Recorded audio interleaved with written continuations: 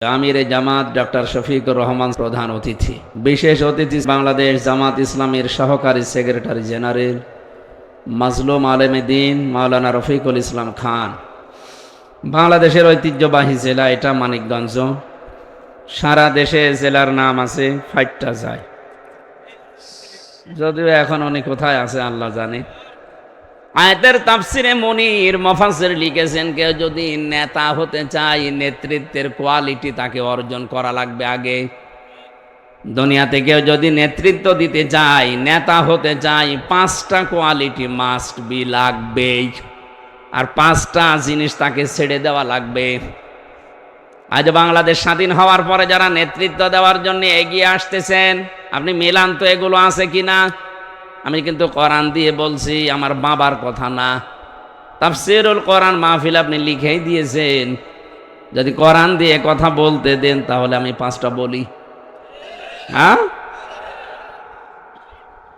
1 নম্বরে যদি কেউ নেতৃত্ব দিতে চায়, নেতা হতে চায়, সূরা নিসা 5 নম্বর পারা 6 নম্বর পৃষ্ঠা 9 নম্বর লাইনের 59 নম্বর আয়াতের প্রথম অংশে আছে, ইয়া আইয়ুহাল্লাযীনা আমানু আতিউল্লাহা ওয়া আতিউর রাসূলা ওয়া উলিল আমরি মিনকুম।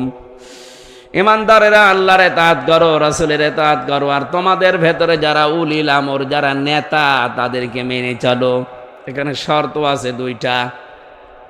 এই যে আতিউ, এটা ফেল, আরবিতে ফেল বলে, বাংলায় ক্রিয়া বলে, ইংরেজিতে ভার্ব বলে। এই শব্দটা আল্লাহ নিজের নামে দিলেন, রাসূলের নামে দিলেন। কিন্তু উলিল আমর যারা, আল্লাহ রাসূলের পরে কিয়ামত পর্যন্ত যারা নেতা হবে, যারা নেতৃত্ব দেবে, তাদের নামের আগে আল্লাহ এই শব্দটা দেননি। আল্লাহ ভুল করেছেন? বলেন না কেন? আল্লাহ যদি ভুল না করে থাকেন তাহলে আপনাকে এক্ষুনি মেনে নেওয়া লাগবে। মুফাসসিরিনে কিরাম যত তাফসীর আমি পড়েছি, ওনারা বোঝাতে চেয়েছেন আল্লাহ রাসূলকে যে মেনে চলে তাকে আপনাকে নেতা মানা লাগবে। যে আল্লাহ রাসূলকে মানে না তাকে নেতৃত্বের জায়গায় দেওয়া যাবে না। এটা এখন বাংলাদেশে আমরা মানব তো? এটা রেকর্ড হচ্ছে, কিন্তু সারা দেশে এখনই ছড়িয়ে গেছে লাইভের মাধ্যমে। কালকে তো আরো ভালোভাবে ছড়াবে। আমার সামনে এখন মাত্র এই 10,000 মানুষ না, আমার সামনে এখন 18 কোটি মানুষ। এই স্পিকারটা 18 কোটি মানুষের জন্য সামনে নিয়েছি। সবাইকে আমি উদ্দেশ্য করে বলছি, এদেশে নেতা হতে হলে আল্লাহ রাসূলকে না মানলে মানা যাবে না, সে যাই হোক। এমনকি আল্লাহ রাসূলকে কেউ যদি না মানে, ওকে বন্ধু রূপে গ্রহণ করা যাবে না। 2 নম্বরে আল্লাহ রাব্বুল আলামিন বলেন, কোন মানুষ যদি সীমা লঙ্ঘনকারী হয় তাকে নেতা মানা যাবে না। ওয়ালা তুতিউ আমরাল মুসরিফিন আল্লাযীনা ইউফসিদুনা ফিল আরদি ওয়ালা ইউসলিহুন। সূরা শুআরা 19 নম্বর পারা 12 নম্বর পৃষ্ঠার 5 নম্বর লাইনের 151-52 নম্বর আয়াত। এটা তাফসিরে ফি জিলালিল কোরআনে আছে। আল্লাহ বলেন অনুসরণ করা যাবে না। 1 বচন দেননি, বহু বচন। ওয়ালা তুতিউ, টান আছে একালিফ। অনুসরণ করা যাবে না আমরাল মুসরিফিন, যারা ইসরাফ করে, সীমা লঙ্ঘন করে। আল্লাযীনা ইউফসিদুনা ফিল আরদি ওয়ালা ইউসলিহুন, এই জমিনে যারা ফাসাদ সৃষ্টি করে, শান্তি প্রতিষ্ঠার কাজ করে না।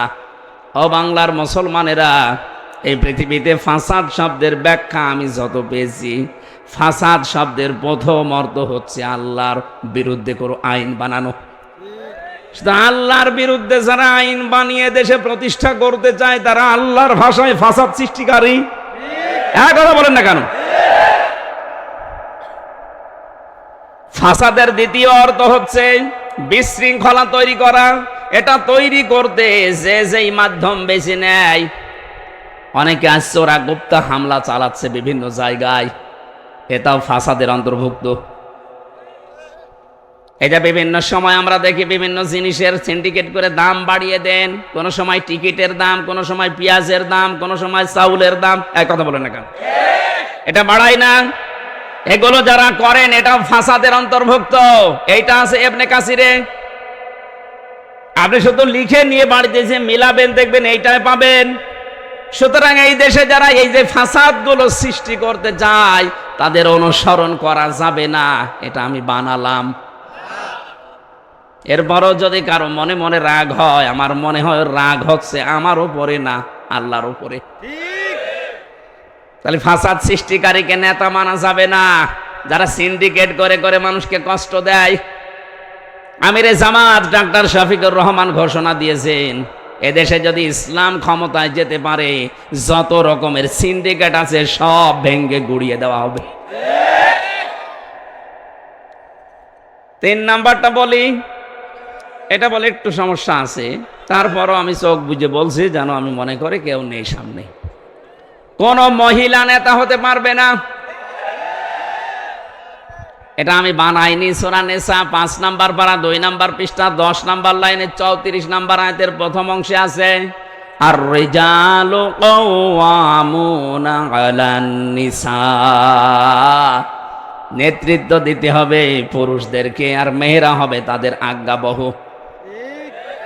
সুতরাং এই দেশে কিয়ামতের আগে কোন মহিলা যেন চেয়ারে বসতে না পারে, এটা নিষেধ কার?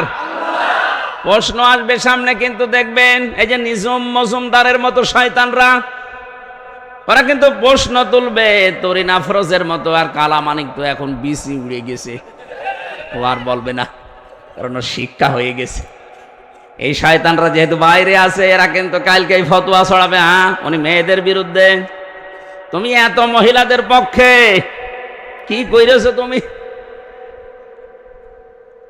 এনিজম মজুমদারের কথাবার্তা যায় 15.5 বছরে বলেছে, ফতোয়া দিয়ে গেলাম এই মানুষটা মারা গেল, ওর জানাজা পড়া জায়েজ নেই, ও কাফের হয়ে গেছে। ওর বাড়ি কোথায় আমি তাও জানি না, কিন্তু ওর কথা শুনে যা বুঝেছি, ইমান যে ভেঙে যায় 10টা কারণে, ওর ভেতরে 10টায় আছে। একটা কারণ পাওয়া গেলে ইমান ভেঙে যায়, ওর 10টায় পাওয়া যাচ্ছে, ওর ইমান আছে। ও মোদির মতো বেঈমান। মোদি মরে গেলে জানাজা হবে, কবরে দেবে, ওর নামটা শুধু ওই, আর এর নামে শুধু, তাছাড়া কিচ্ছু নেই ভেতরে। আমার মনে হয় ওর কাপড় খুললেও বোঝা যাবে না, ও মোদির মতোই। হ্যাঁ, আমার যে জেলখানায় ছিলাম ওখানে যিনি দায়িত্বে ছিলেন, সোফার বলা হয়, প্রথমে যাওয়ার পরে পেয়েছিলাম জেলার, উনি ওই হাফ হাতা ফুল হাতা, মানুষ বলতো যে ফুল হাতা আসতেছে। ফুল হাতা মানে প্রথমে তো যে এসব বাংলা ভাষা বুঝি না, পরে শুনলাম যে হিন্দু বেটা, যেহেতু ওদের ফুল হাতা, আমি আর নিচে নামলাম না।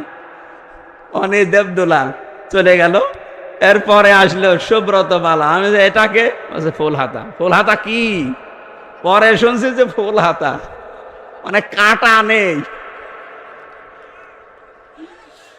আমার যতটুকু বাস্তবতায় জ্ঞান আমি পেয়েছি, এই নিঝুম মজুমদার এরও মনে হয় ফুল হাতা, নাই তো এইরকম উল্টোপাল্টা কথা বলে কি করে আলেমদের।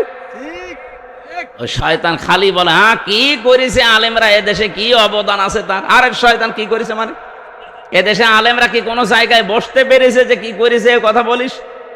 এদেশে যারা বসেছে এই ফুল হাতা মানুষগুলো, 630টা থানা, 512টা এই ফুল হাতা বসেছিল, আর বাকি আমরা কয়জন কি করব? আর তারপরও তো যেগুলো নামে মুসলমান ছিল এগুলো ওই ফুল হাতার মতোই, কারণ এরাকে একটা আলেম বসেছে কোন থানাতে, ওসি এসপি ডিসি একটা আলেম পেয়েছেন আপনি? আমার রিমান্ডে যে মুসলমান অফিসার গুলো পেয়েছিলাম, এ ফুল হাতা চাইতে খারাপ, এ আল্লাহর ভুল ধরে, হ্যাঁ আল্লাহর ভুল ধরে। এক এডিসি পেয়েছিলাম, এক এসপি পেয়েছিলাম, রিমান্ডে আমারে নিয়ে আমারে প্রশ্ন করতো আমার যে মামলা সংক্রান্ত, না ও আল্লাহর ভুল বের করে যে আল্লাহর এই জায়গায় ভুল হয়েছে। ওরে শয়তান,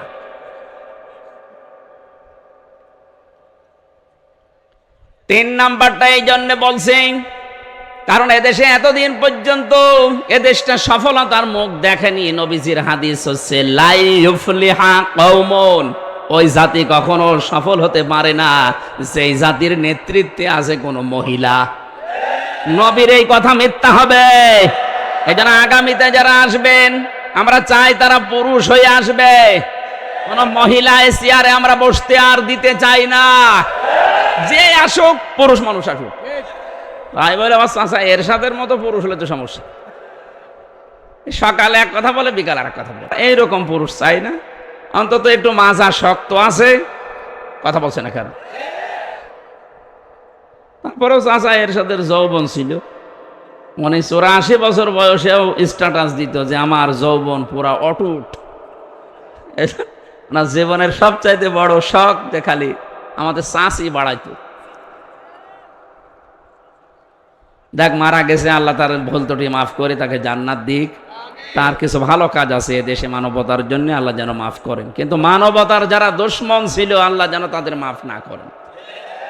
মানবতার দুশমন দেশে ছিল না। নিজের ক্ষমতাকে পাকাপোক্ত করার জন্য মানুষের বুকের উপর আপনি গলি চালালেন। এই জন্য মেয়েরা যদি আসে নেতৃত্বে, সেই দলে সেই মতে থাকা যাবে না। এরপরও যদি আপনি থাকতে চান এটা আপনার উপর আমি ছেড়ে দিলাম। 4 নাম্বার নেতৃত্বের গুণাবলী কোরআনে কারীম জানিয়েছে যারা আল্লাহর স্মরণ থেকে গাফেল হয়ে থাকে এবং নিজের মন যা চায় তাই করে, এরকম মানুষকে নেতা মানা যাবে না।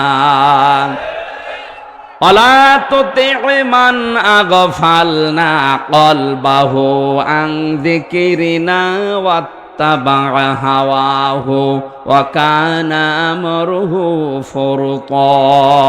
বলেন আল্লাহু আকবার। সূরা কাহফ 28 নম্বর আয়াতের শেষের দিকে আছে, আল্লাহ পাক বলেন হে নবী, যে মানুষগুলো আমার স্মরণ থেকে গাফেল হয়ে গেছে এবং যে মানুষগুলো দুনিয়ায় মন মতো কাজ করে, ওর মনে যা চায় তাই করে, এরকম মানুষকে দুনিয়ায় নেতা মানা যাবে না। 5 নাম্বারটা, কোন মানুষ যদি জালেম হয়ে থাকে তার নেতৃত্ব মানা যাবে না, একেবারে সাফ কথা। সূরা বাকারা 1 নাম্বার পারা 18 নাম্বার পৃষ্ঠার 4 নাম্বার লাইনের 124 নাম্বার আয়াত। ওয়া ইয বিতালা ইব্রাহিমা রাব্বুহু বিকালিমাতিন ফাতাম্মাহুন্না। আমি ইব্রাহিম আলাইহিস সালামকে জীবনে বহু পরীক্ষা নিয়েছি, ইব্রাহিম প্রত্যেকটা পরীক্ষা পরিপূর্ণ করে দেখিয়েছে। আয়াতের তাফসিরে আমি পেয়েছি আমাদের যিনি আসল জাতির পিতা, এই বানানোটা না, এই বানানোটা আমরা মানি না। বলুন, আপনি যে জাতির পিতা দাবি করে চালিয়ে দিতেন, কে বানিয়েছে? ওরা নিজেই বানিয়ে নিজে চালিয়েছেন। ওটা দেশে আল্লাহ ঘোষণা দিয়েছে যে উনি জাতির পিতা, রাসূলুল্লাহ বলে গেছে। কে বলেছে? সে যাই বলুক, মানুষের বানানো জিনিস আমরা মানি না। আল্লাহ বানিয়েছেন মিল্লাতা আবিকুম ইব্রাহিম, তোমাদের জাতির পিতা ইব্রাহিম। কে বলছেন? কেন আল্লাহ কথা বললেন? হুয়া সাম্মাকুমুল মুসলিমিন, কারণ তিনি তোমাদের নাম মুসলমান রেখেছেন। তিনি যেহেতু পিতা, পিতা হিসাবে সন্তানের উপরে দায়িত্ব প্রত্যেকের 13টা। কয়টা? এখানে যারা বাবা আছেন মিলান তো আপনি কয়টা পালন করেছেন? উনি যেহেতু আমাদের বাবা, জাতির বাবা হিসাবে দায়িত্ব দিয়েছেন, 1 নাম্বারে তিনি আমাদের নাম রেখেছেন একটা অর্থবোধক নাম, মুসলিম, মানে আত্মসমর্পণকারী। কি একটা সুন্দর নাম তিনি রাখলেন। আর আমরাও এমন বাবা মা পেয়েছি, এমন নাম রেখেছে, শয়তানেও নাম শুনে হাসে। কেউ বলে যে আর এক নমরুদ পয়দা হওয়া। এ কথা বলেনি? কি নাম রেখেছিস দেখো, যে মানুষ শুনে বলবে যে না ভালো, বসে আর এক নমরুদ পয়দা হওয়া। সুতরাং এমন নাম রাখা যাবে না যে মুসলমান নাম শুনে যেন বোঝে না যে কি কোন জাতির লোক। আপনি যে নামগুলো বলেন তো, এই নাম কি বাইরে প্রকাশ করলে কেউ বলবে এটা তো মুসলমান না হিন্দু না বৌদ্ধ না খ্রিস্টান? যেন আমরা আশা করব আমরা বাবা হিসাবে যারা আছি, বাবা কারা আছেন দেখে হাত তোলেন তো। এই এত মানুষ বিয়ে করেছেন, ঠিক আছে আলহামদুলিল্লাহ। যারা বাবা হয়েছেন কমপক্ষে 13টা কাজ আপনার করা লাগবে। কয়টা? আরো জোরে। 1 নম্বরে তার নাম রাখবেন একটা অর্থবোধক নাম। আবার এমন নাম রাখা যাবে না কোরআন দেখে দেখে যার অর্থ নিকৃষ্ট। সেদিন একটা দোকানের নাম দেখলাম মিহাদ স্টোর। না, মিহাদ মানে নিকৃষ্ট জায়গা।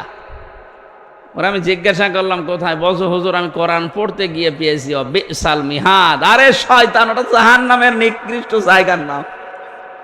ও কোরআনে পেয়েছে রেখে দিয়েছে। না, অর্থের দিকে খেয়াল করে রাখা লাগবে। আমাদের পিতা যেহেতু একটা সুন্দর নাম আমাদের দিয়েছেন, আল্লাহ বলেন 50টা পরীক্ষা তাকে জীবনে করলাম, একটা পরীক্ষায়ও তোমাদের বাবা ফেল করেনি। আর আমরা সন্তান হিসাবে সেই বাবার পক্ষ থেকে দুনিয়ায় যারা এসেছি, 1-2টা পরীক্ষায় আমরা ফেল হয়ে যাব না।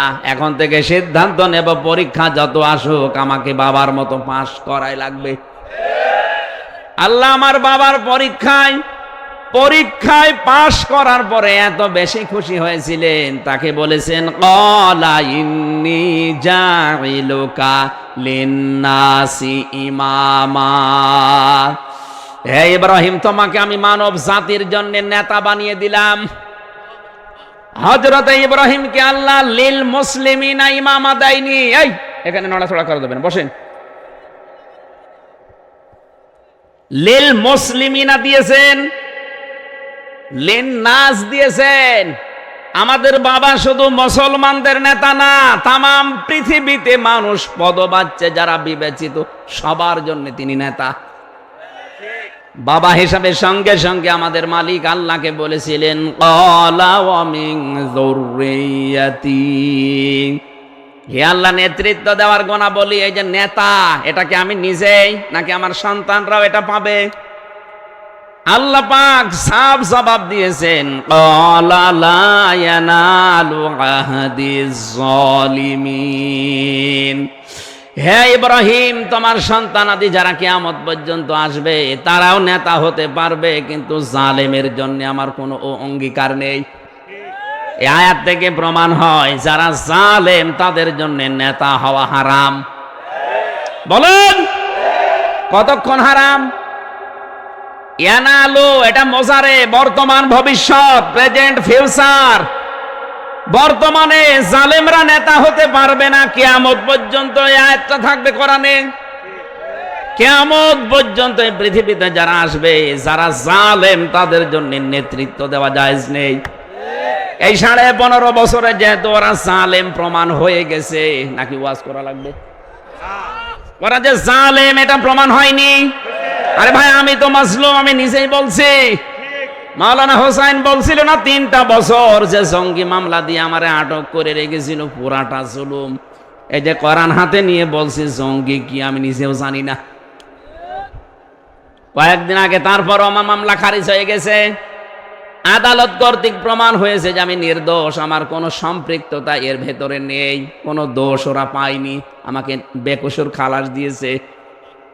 তার মানে এখান থেকে বোঝা গেল যে আমার যাতে কোনো দোষ নেই, বিনা কারণে আমার উপরে জুলুম করেছে।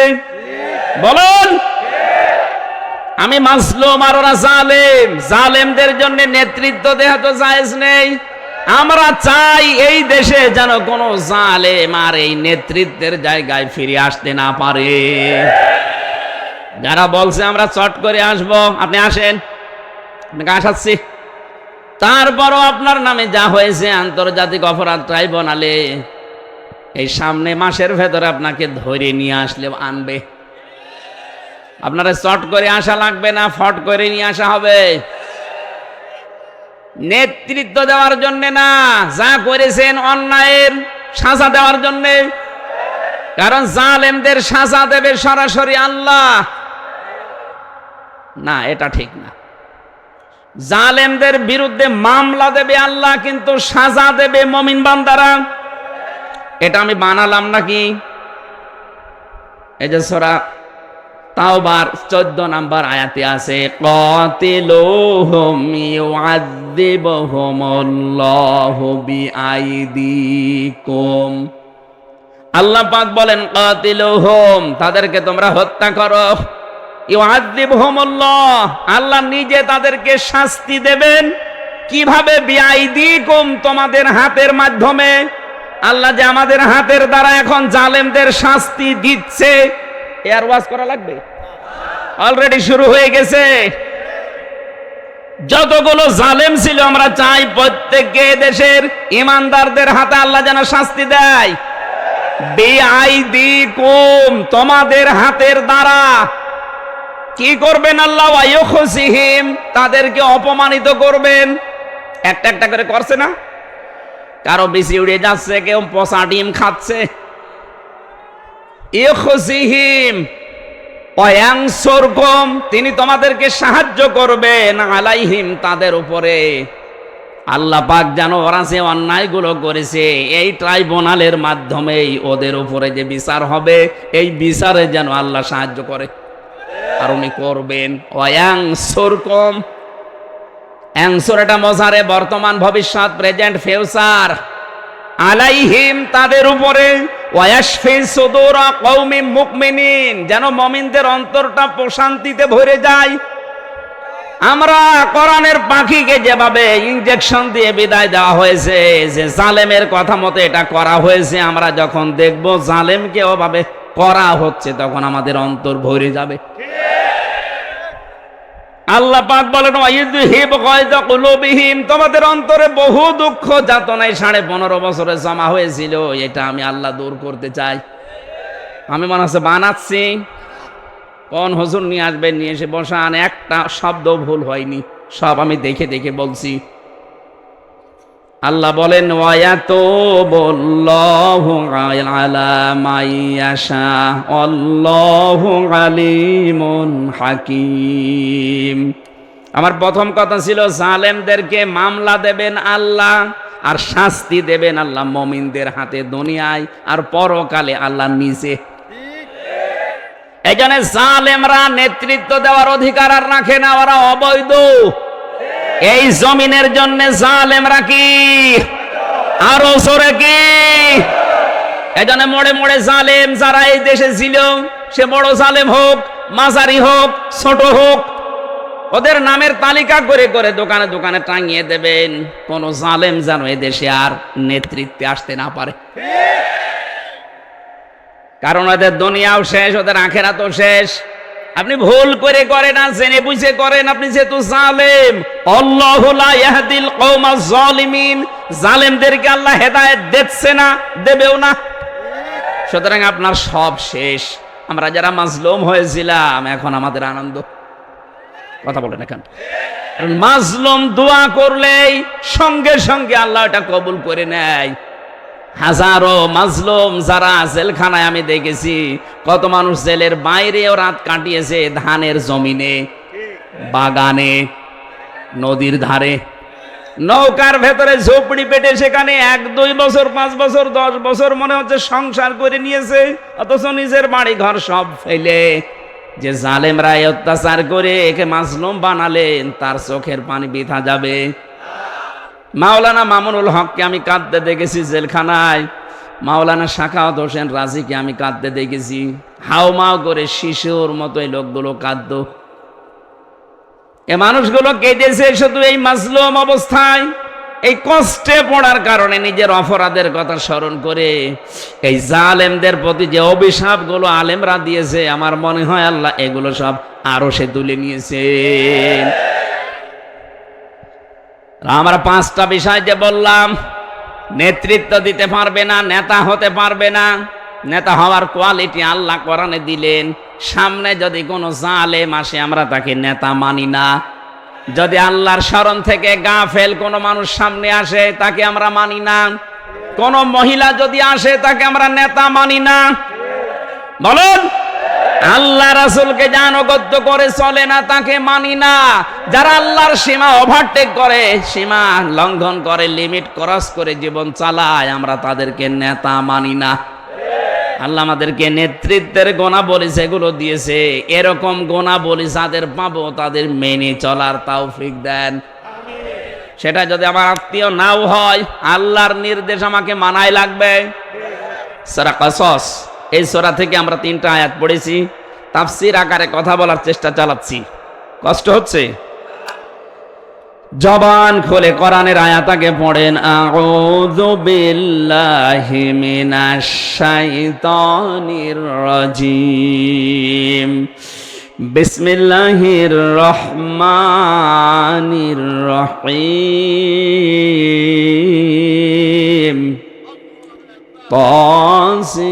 তাসিম মিম।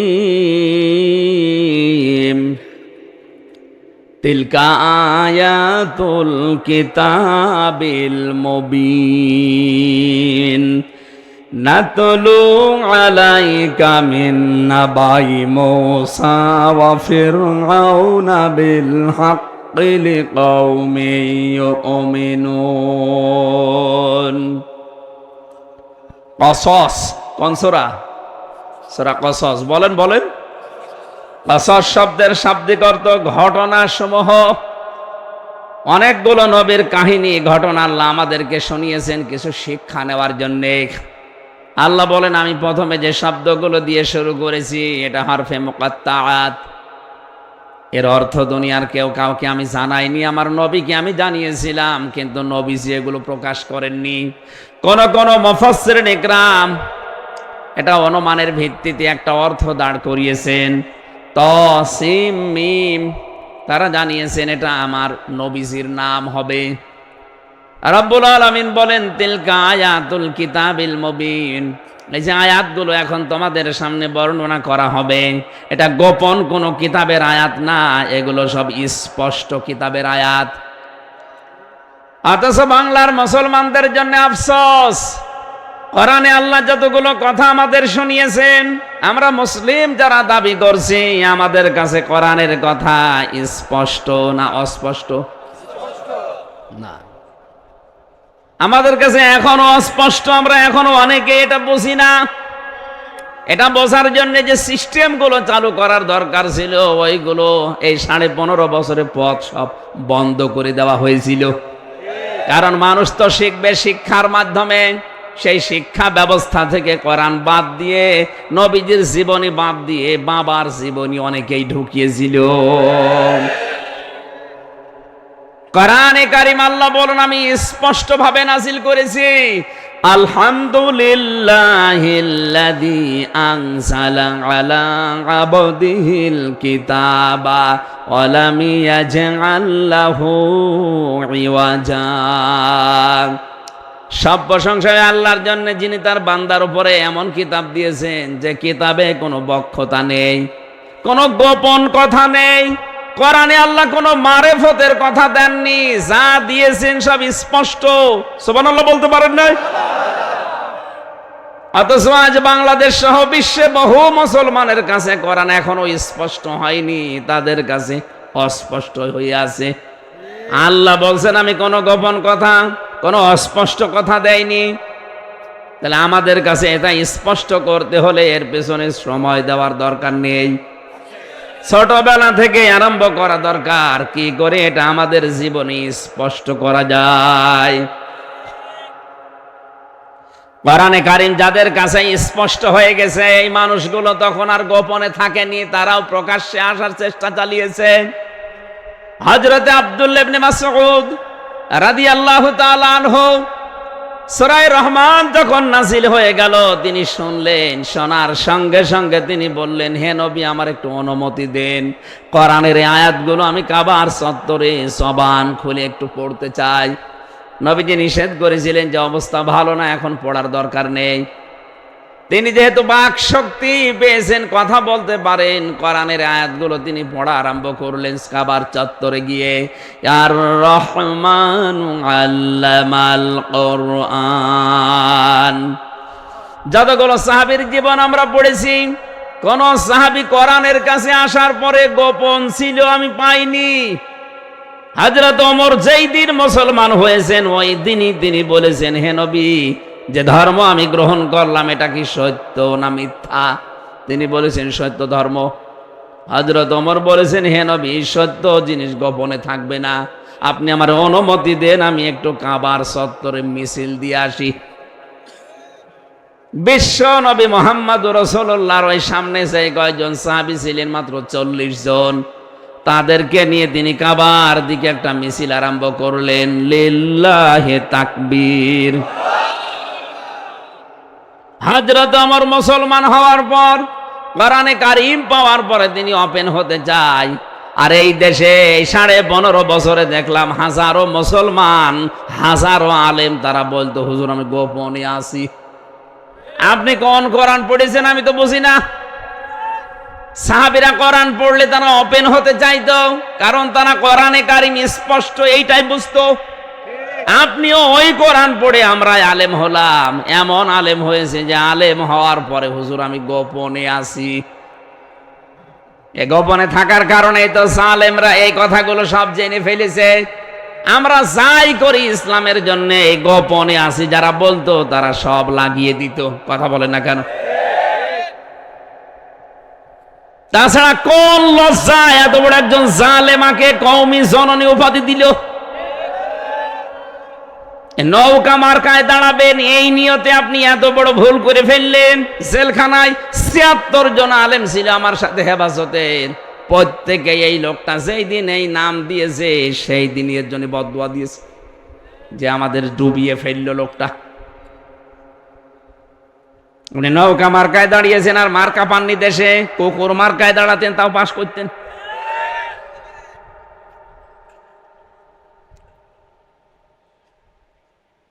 মানুষ এত নিচে নামতে পারে দুনিয়ার এই স্বার্থের কারণে। আরে ভাই, আমারও তো ধরার পরের দিনই বলেছিল যদি আপনি এই কাজগুলো করেন আপনাকে কিচ্ছু করবেন না, তো যদি না করেন 50টা মামলা দেওয়া হবে।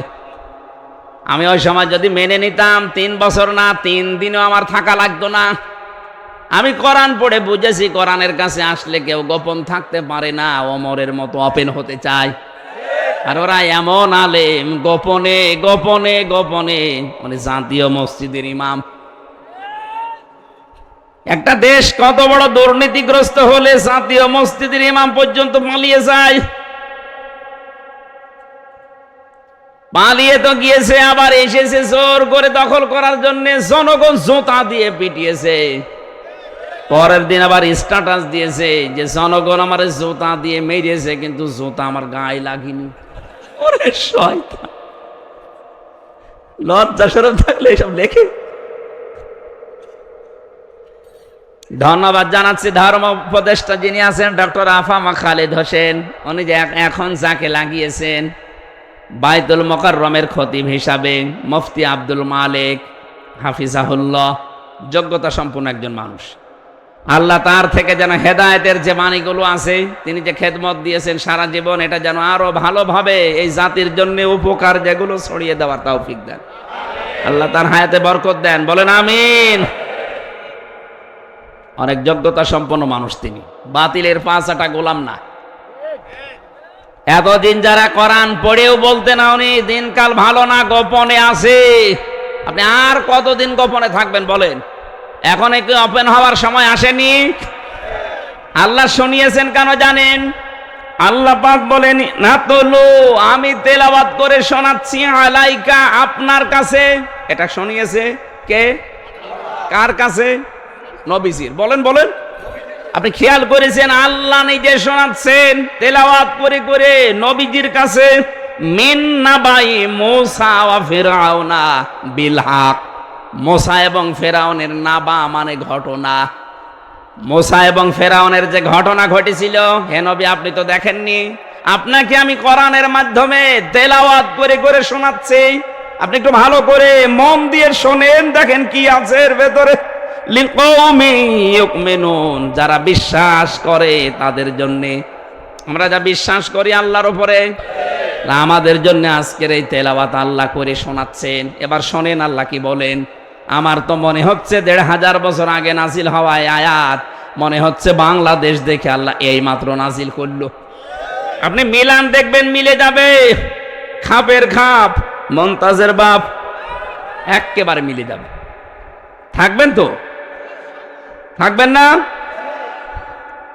ইন্না ফিরআউনা আলা ফিল আরদি, আল্লাহ পাক বলেন ফেরাউন, এই এদিকে একটু ভালো করে, ইন্না মানে অবশ্যই, ফিরআউনা মানে ফেরাউন, অবশ্যই ফেরাউন আলা ফিল আরদি, তার নিজের দেশে বিশাল সাম্রাজ্য তৈরি করে নিয়েছিল, প্রভাব প্রতিপত্তি ক্ষমতা পাওয়ার সব তার নিজের ভেতরে, নিজের দেশের ভেতরে বিশাল কিছু করে ফেলেছিল।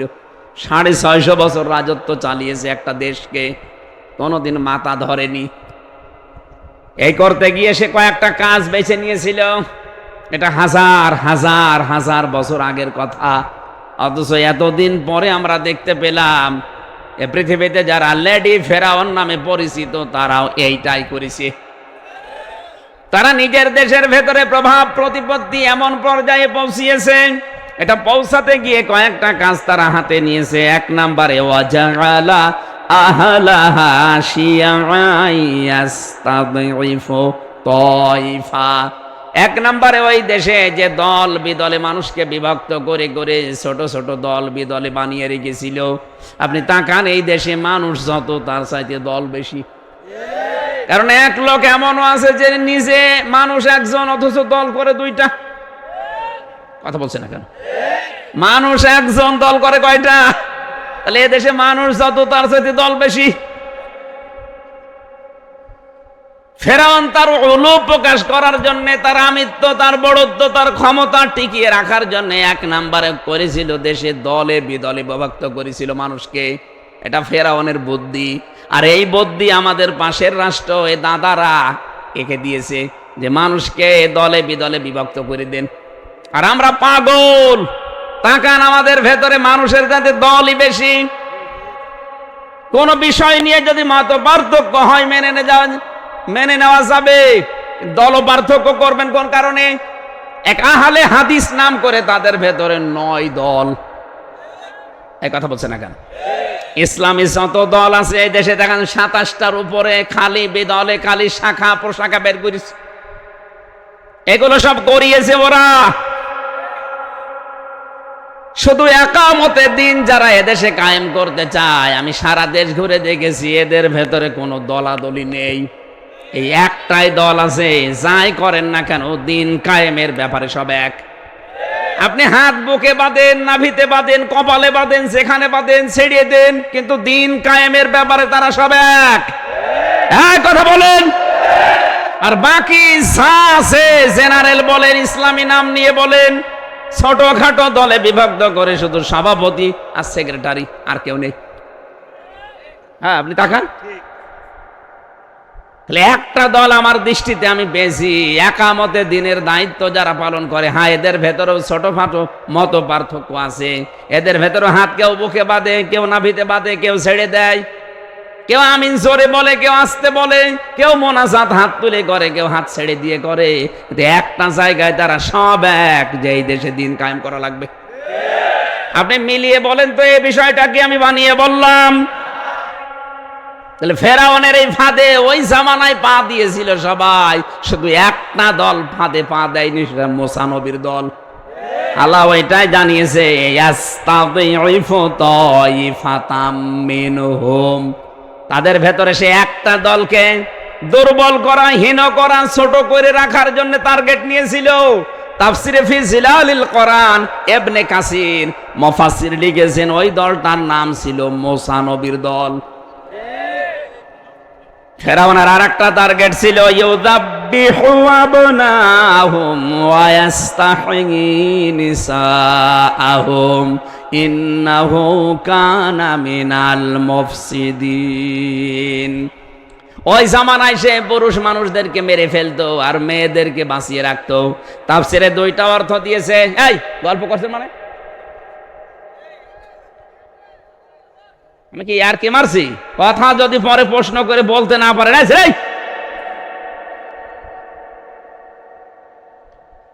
এরে আমি এখন প্রশ্ন করবো, আয়াতটা শেষ হোক।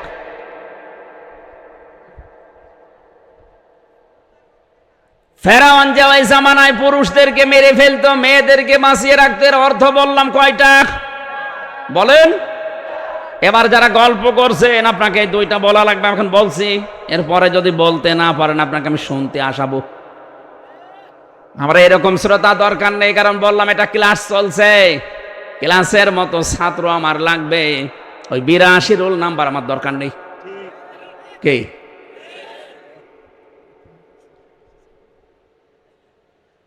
আলহামদুলিল্লাহ।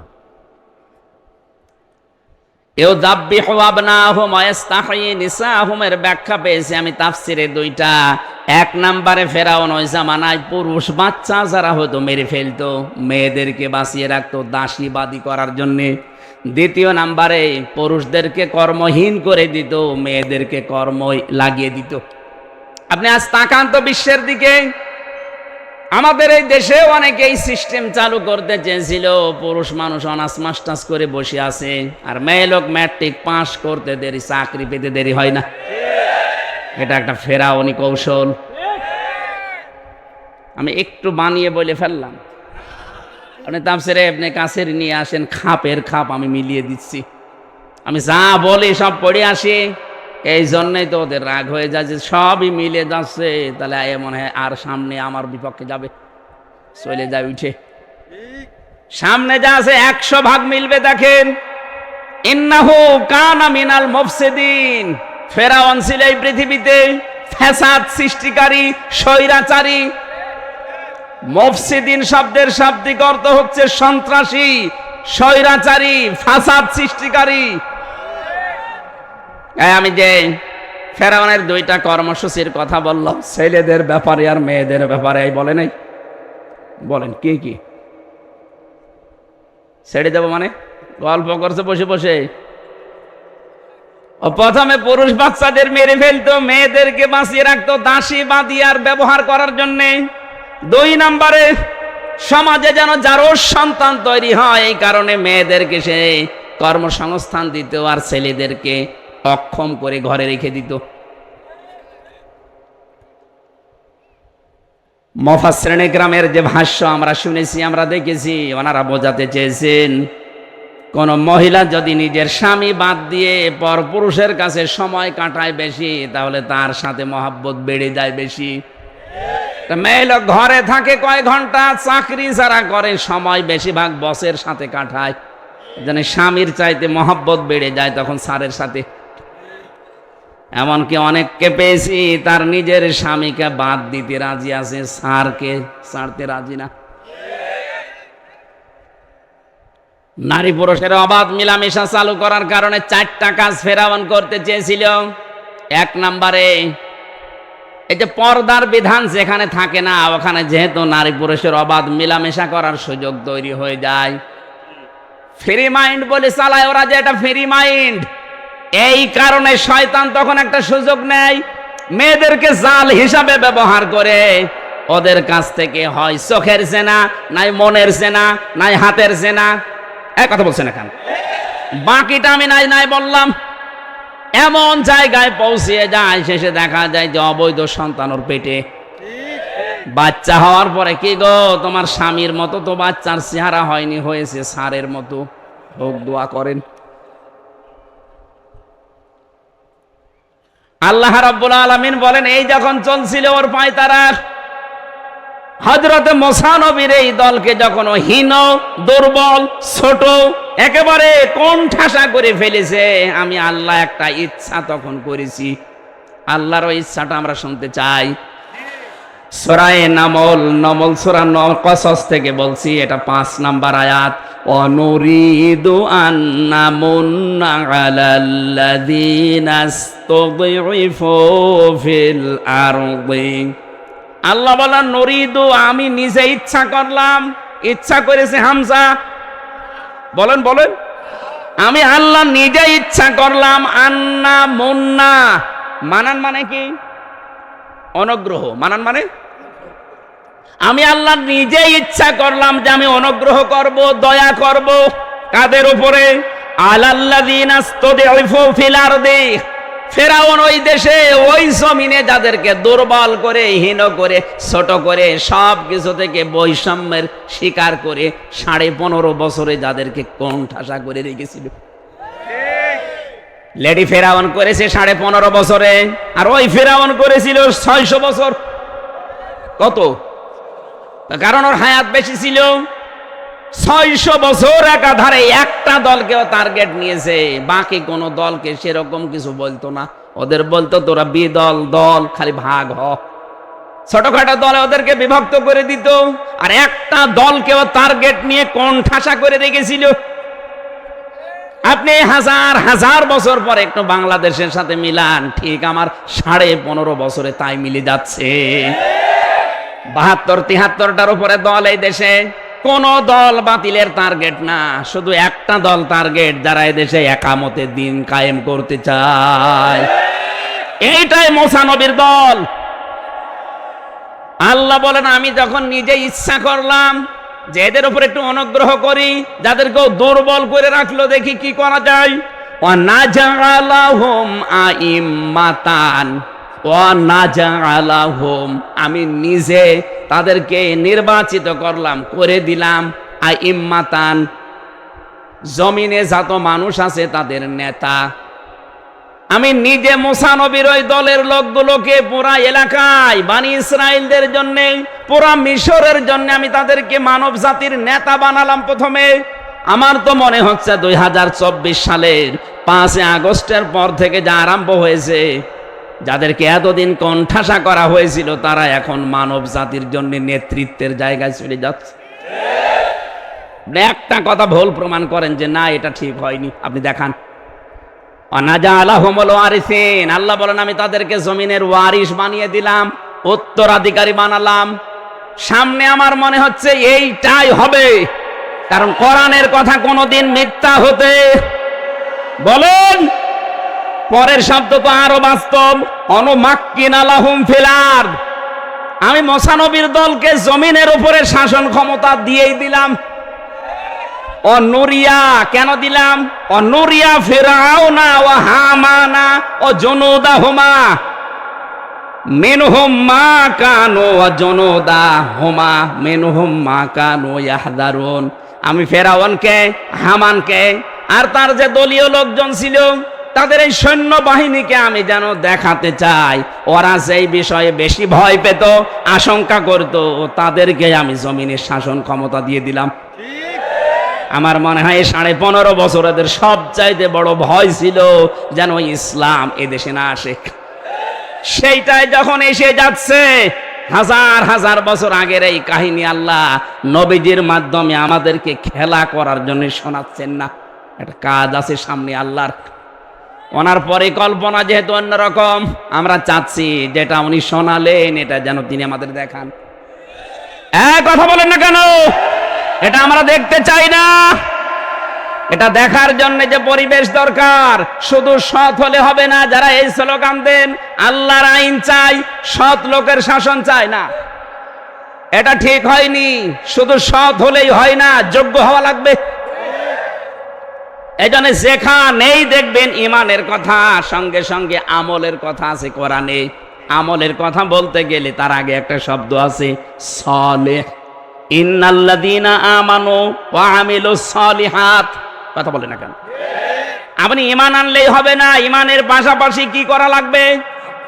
আমলে সালেহ। সালেহ মানে কি? না না, কে বলেছে আপনি আধুনিক তাফসীর নিয়ে আসেন? ওই মানধাত আমলে তো বাদ দেন। এখন যেগুলো আধুনিক ভাবে বের হচ্ছে, আধুনিক যেগুলো অভিধান আছে, সালেহ শব্দের শাব্দিক অর্থ শুধু নেক না, শুধু সৎ না, যোগ্য। সুতরাং শুধু নেক হলে হবে না, শুধু সৎ হলে হবে না, যোগ্যতা থাকা লাগবে। আর এইটাই বাংলাদেশ জামাত ইসলামী, ইসলামী ছাত্র শিবির এইটা তৈরি করতে চায়। আপনি দেখেন ছোটকাল থেকে যে অবস্থা, আপনি শুধু সৎ হবেন হবে না, যোগ্যতা সম্পন্ন হওয়া লাগবে আপনাকে।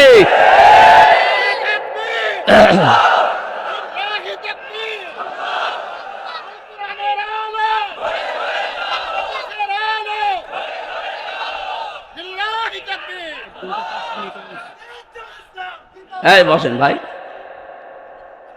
বাস্তবতা যা দেখতে পাচ্ছি আমরা অনেকে আজ অনেক দলে সৎ মানুষ আছে, এমনকি যারা বিদায় নিয়েছে জালেমরা, এদের ভেতরও কিছু সৎ মানুষ আমি দেখেছি, কিন্তু যোগ্যতা সম্পন্ন মানুষ কম।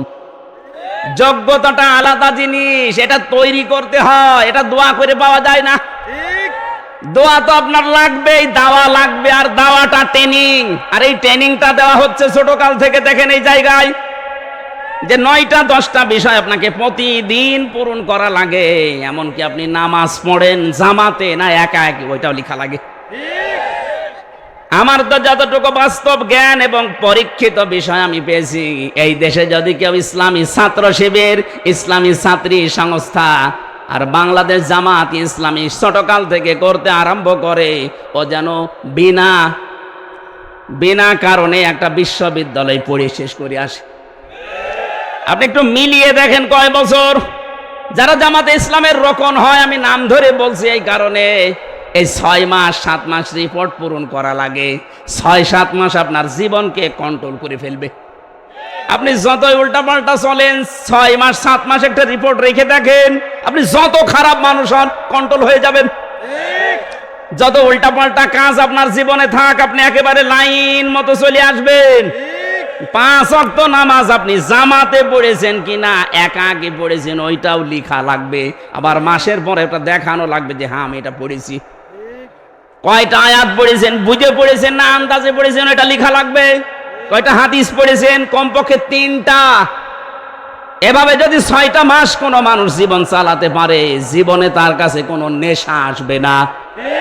এই জন্য এদেশে যারা জামাতি ইসলামী, ইসলামী ছাত্র শিবির, ইসলামী ছাত্রী সংস্থায় আছে, কোরআন হাতে দিয়ে গ্যারান্টি দিলাম, একটা যদি বিড়িখোর মানুষ দেখাতে পারেন, আমি আর ওয়াজ করব না। এর চাইতে আর কি ওপেন চ্যালেঞ্জ দেওয়া যায়? আল্লাহর ওয়াদা যা ছিল, ওরা ওদেরকে কণ্ঠাসা করে রাখতে চেয়েছিল, আর আমি করেছি এইটা এইটা এইটা, যে তাদেরকে আমি অনুগ্রহ করলাম, জমিনের উপরে তাদের নেতা বানালাম, জনগণের মন তাদেরকে দিকে ঘুরিয়ে দিলাম, আর তাদেরকে জমিনের শাসন ক্ষমতা দিলাম। আল্লাহ পাক মনে হচ্ছে 1500 বছর পরে এই ঘটনা এখন ঘটাতে যাচ্ছে। 53টা বছরে বহু কিছু দেখলাম, বহু কিছু দেখেছি। আমার তো 33 বছর, আমার এই জীবনে আমি যা দেখেছি, 53 বছরের শান্তি কি আমরা আসলে পাইনি। কথা বলে না কেন? চাচা এরশাদ বলেছিল না, বাইরে থাকলে খুন, ঘরে থাকলে গম। ঠিকই বলেছিল, এই অবস্থায় চলছিল। গুম এই শব্দটা যখন চলে এসেছে, আমি একটা কথা বলছি, আগামীতেও যদি কেউ এরকম কাজ করেন, খুব সাবধান। কোনো মানুষকে যদি আপনি ধরে নিয়ে যান, মেরে ফেলেন, কিন্তু গুম করে রাখবেন না। এটা যে কত বড় ভয়ঙ্কর অপরাধ মানবতার সাথে, এর কোনো মাপ নেই। একটা মানুষকে যদি কেউ গুম করে রাখে, তার বউটা অন্য জায়গায় বিয়ে করতে পারে না। এই কথা বলছেন এখন? আমান আজমি ভাইয়ের বউটা 10 বছর একাধারে সহ্য করতে আর না পেরে পরিবার শেষ পর্যন্ত এই গত বছর বিয়ে দিয়ে দিয়েছে। কিন্তু ব্যারিস্টার আরমান ভাই মানিকগঞ্জের সন্তান, উনি আর ওনার বউটার বিয়ে করেনি, কিন্তু এই 8.5 বছর 8.5 বছর একাধারে স্বামী ছাড়া একটা যুবতী মেয়ে। আপনার মেয়ে থাকুক তো দেখি।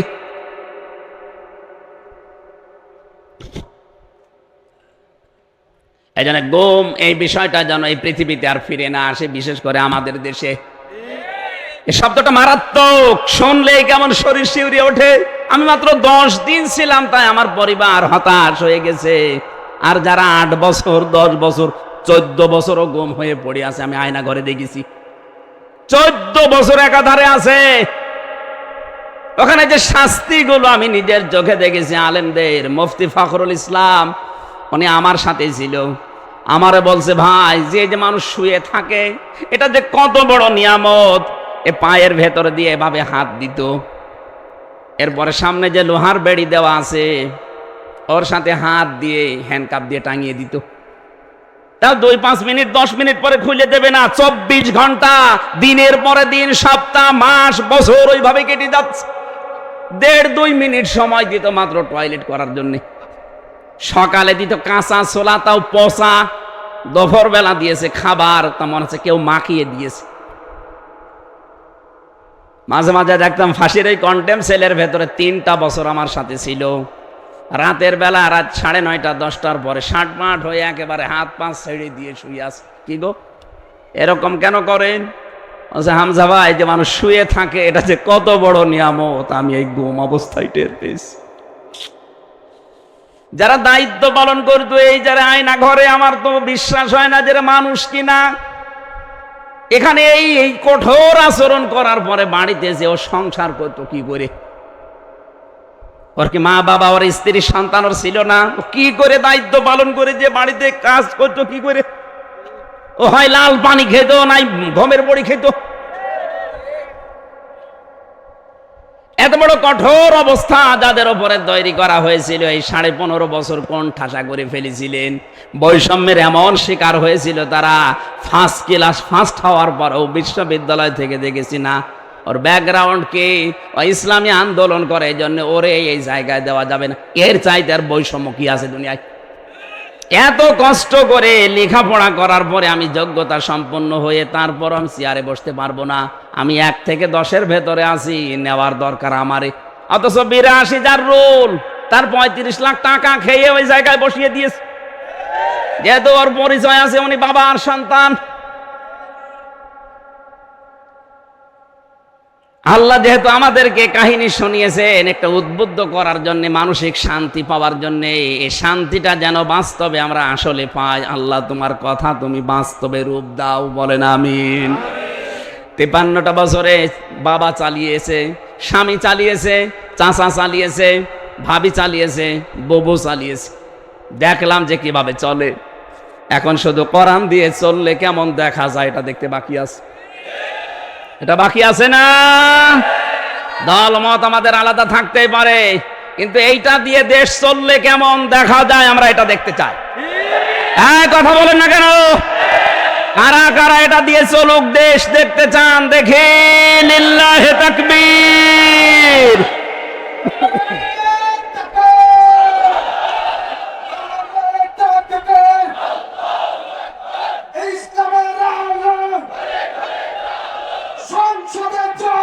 আলহামদুলিল্লাহ ভাই।